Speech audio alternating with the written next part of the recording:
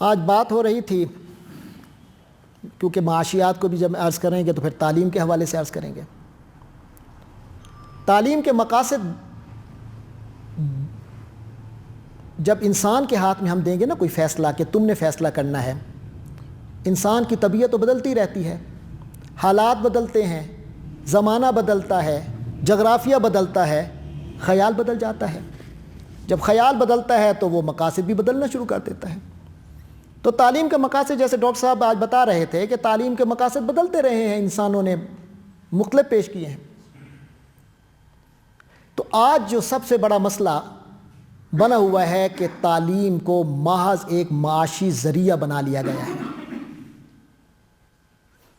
کہ اگر مجھے معاشی فائدہ ہے تو تعلیم کا فائدہ ہے، ورنہ بچے کو تعلیم میں نہیں لگاتے۔ آپ نے دیکھا ہوگا بیٹی کو لگا دیتے ہیں وقت گزارنے کے لیے، چلو رشتے تک اس کو گزار دیتے ہیں، بیٹے کو پھر نہیں گزارتے، بیٹے کو کوئی کام سکھا دیتے ہیں، تو تعلیم کی طرف نہیں لگاتے۔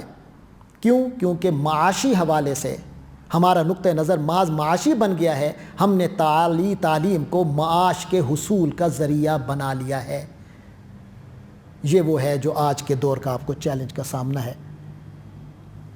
اب معاشیات ایک علیحدہ باب ہے۔ اب اس حوالے سے میں اگر عرض کرنے کا موقع دیں تو پھر نظام تعلیم پہ بات ہوگی۔ ہمیں اپنے نظام تعلیم کو اپنے مقصد کے مطابق ڈھالنا ہوگا، اسے محض معاشیات کا ذریعہ نہیں بنانا۔ جیسے حضرت مدنی کا آپ نصاب دیکھیے جو انہوں نے سلہٹ والوں کو، بنگال والوں کو بنا کے دیا، اس سے میں تھوڑا سا آج کے حوالے سے میں ذاتی طور پہ سمجھتا ہوں اس میں کچھ یقینی بات ہے، ان حضرت کے حالات تھے تو آج حالات میں کچھ تبدیلی ہے، تو ہم اس میں کچھ تبدیلی بھی کر سکتے ہیں، لیکن اس کی فلسفی کو سمجھیں، کمال کی فلسفی ہے۔ اس کے پیچھے جو اصول کار فرما ہے وہ ہمارے لیے مشعل راہ ہیں۔ حضرت نے 3 درجوں میں تقسیم کیا ہے اسے۔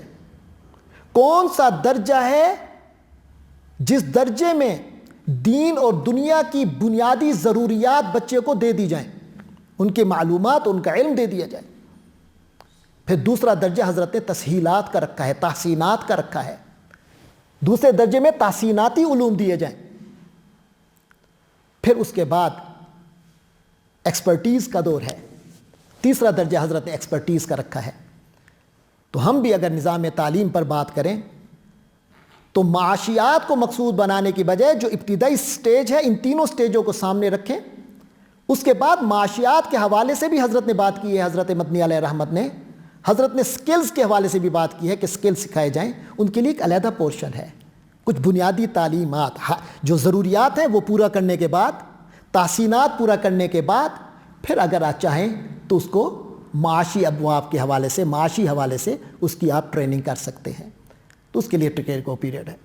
اسی طرح مختلف عنوانات ہیں، معاشرت ہے، سماجیات ہے، سیاسیات ہے، پولیٹیکل سائنس جو ہمارا ہے، تو سیاسیات تو ہمارا تعلیم کا باب ہے، تو یہ ساری چیزیں سامنے آ سکتی ہیں، تو اس پر بڑی لمبی گفتگو ہوگی۔ نظام تعلیم ہے، میں نے عرض کر دیا تھا، اس لیے کہ آپ کے پاس جو ٹولز ہیں وہ نظام تعلیم کا ہے۔